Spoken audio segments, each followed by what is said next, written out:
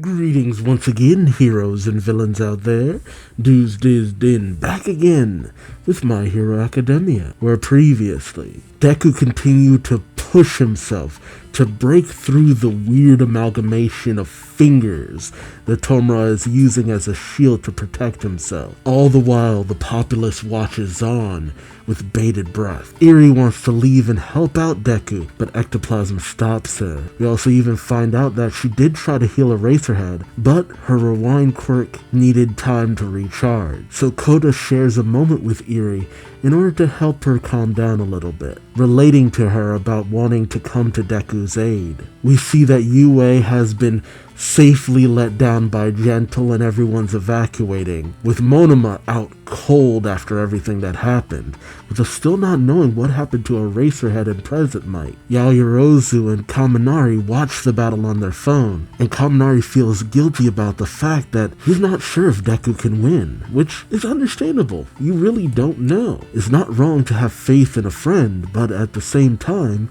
there are those who are just realists about a dire situation. We also see that the newscopters who were filming things previously have actually come down in order to aid people and get those who are injured medical attention, such as Uraraka. We even have a moment between Lady Nagant and Rockla, who does lament the fact that while yes, she has become a villain, she does feel the unshakable need to help any way she can because of Deku's action. And so by the end of last chapter, we saw Deku breaking through to Tomura and getting another vision, a vision of the Shimura household, the house that Tomura's father built. This is where the real hard-hitting memories come about. What will Deku see? Join me as I find out, won't you? Right, Deku has managed to break through Tomura's barrier of fingers. Ew. We see Hatsume's little drone struggling to continue recording in the face of the overwhelming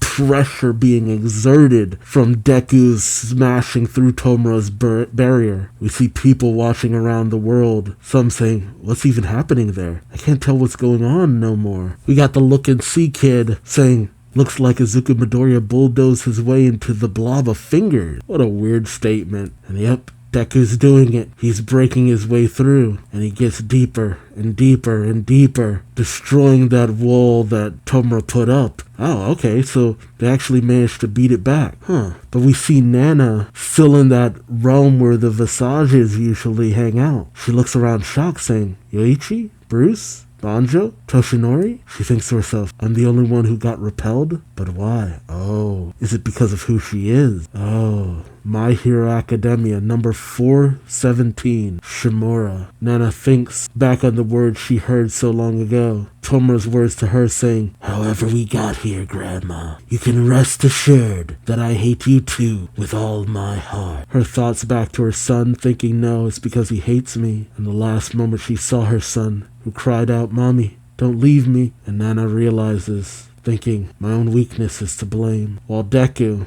in his school uniform, stands before the Shimura household, or the memory of it. He goes up to ring the doorbell, but a interestingly dark visage of him shows up saying, say you learn more. What then? Deku stops and looks at the visage, who continues to say, so you expose his past to the light. Will that change a damn thing? Wow. This is dark, Deku. Normal Deku don't talk like that. Deku thinks to himself, that's me through Shigaraki's eyes. I guess he's using that form to chat. Is that how Shigaraki sees you? Cause damn, that's kinda metal. Deku calls out, I don't know, but letting this end without finding out wouldn't sit right with me. The dark Deku says, how about you die instead? But Deku says, you will let me in. Oh god. Suddenly a truck comes careening towards him, and he just barely manages to avoid it as the truck driver says, out of the road. Where are your parents, kid? Parents at, kid? Deku notices his backpack is scuffed, and he thinks, a physical interaction in this space? Yeah. Is this a kind of die in the dream you die in real life kind of situation? Suddenly, Nana's visage appears, telling Deku, You delve deep into Shigaraki's subconscious. As a successor yourself, your thoughts take solid form here, so you can affect each other physically. Oh, yeah. Technically, Deku is also a successor because of the transfer. That's weird. Honestly, thought it would take longer for all of the powers to be transferred. Kind of feels a little bit anticlimactic, but it does kind of leave me wondering if the anime will do something a little bit bigger with the transfers. Deku calls out to Nana, to the 7th, and Nana says, I was the only one to get repelled. Again, I'm sorry. Deku smiles, telling her, please don't be. I'm glad you're still with me in this. Nana tells him, think of this space as Shigaraki's core, his origin. Him at his most delicate and malleable. That is true.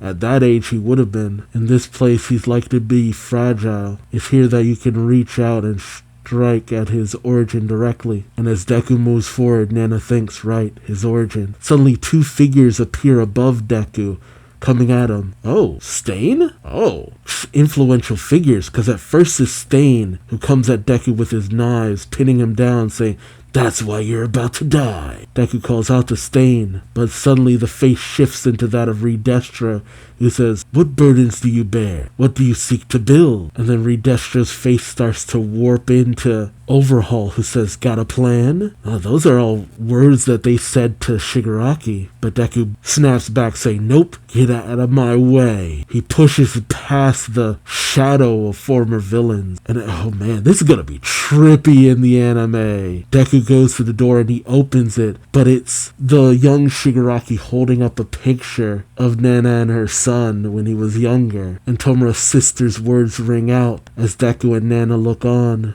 in shock, saying, it's a secret, so this is Grandma. Nana's eyes start to well up with tears as she says, that photo, Kotaro, you kept it. Oh jeez, this is gonna get sad. The memory of Tomura's sister plays out, saying, let's be a brother-sister hero team, but keep it a secret from Daddy. And as Deku moves past the memory with Nana, we see Kotaro striking Shigaraki. As Deku watches on, Nana recoils in horror, the angry visage of her son striking her grandson. But Deku, he moves forward, thinking that silhouette must be Shigaraki. He tries to push forward, but there's almost a barrier around that memory. Deku thinks, that rejection again, bouncing me back when I'm a stone's throw away. The memory of Kotaro says, that wasn't your grandmother in the picture. That was a monster who abandoned her child. And Nana can only watch, welling up more and more with tears, thinking, right, of course, he didn't keep the photo because he wanted to.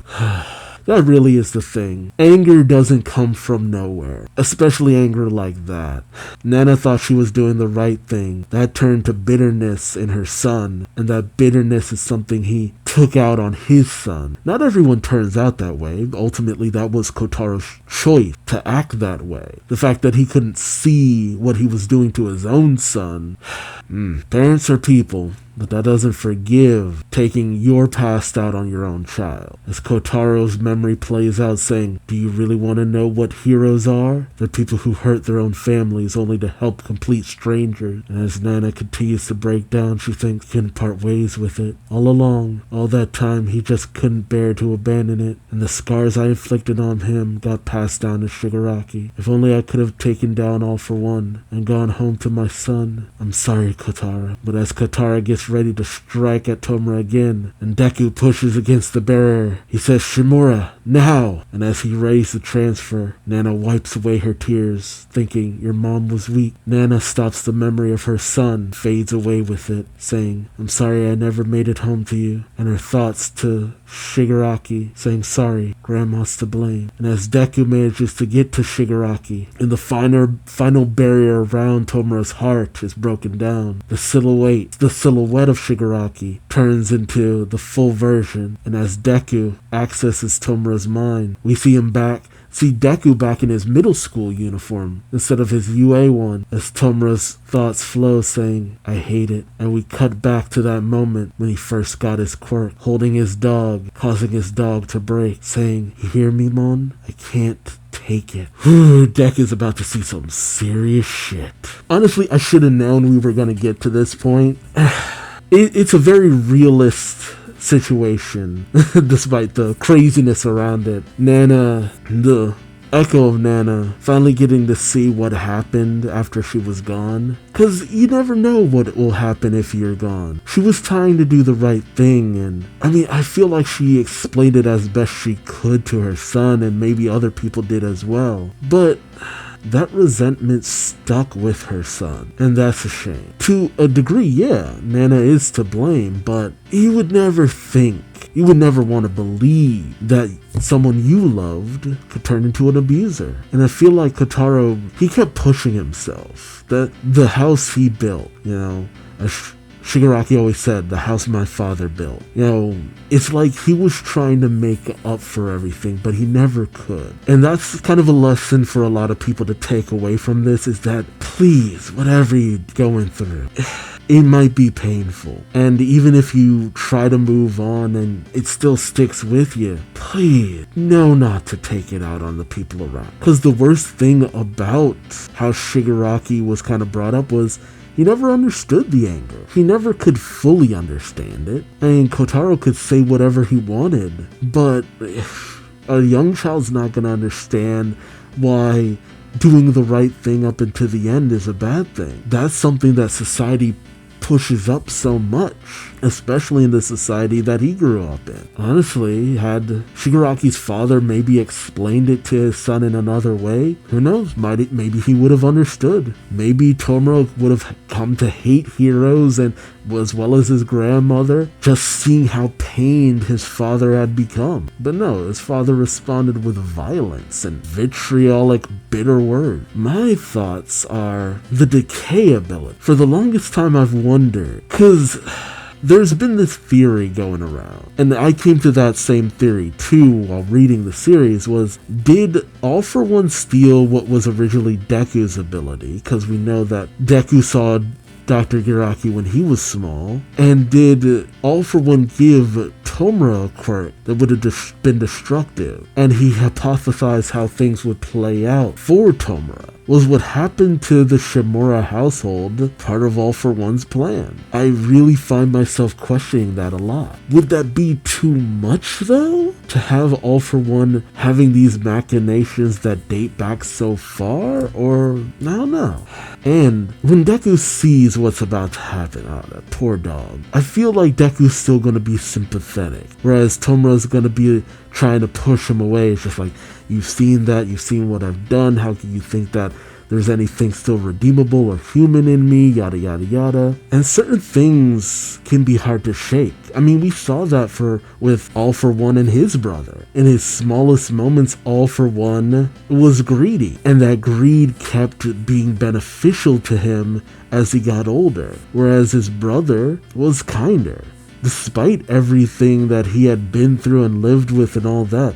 And Yuichi could have been a sniveling suck-up to his brother, but he wasn't. Despite everything, Yuichi wanted to do the right thing, and so does Deku. So I'm really curious what the words Deku will find to say to Shigaraki, and what will become of Shigaraki after the fact. I mean, he's done so much, hurt so many people. I don't know. There's some really deep philosophical questions that are coming about here that I'm really hoping for a good end to all of this, because there's already a lot of people who criticize where the manga has gone up until this point, but I still really enjoy it.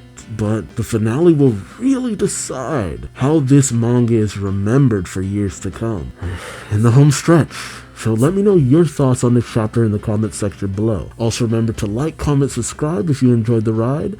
And until next time, I've been Duuz-Diz-Din and hope to see you later. Till then, bye-bye.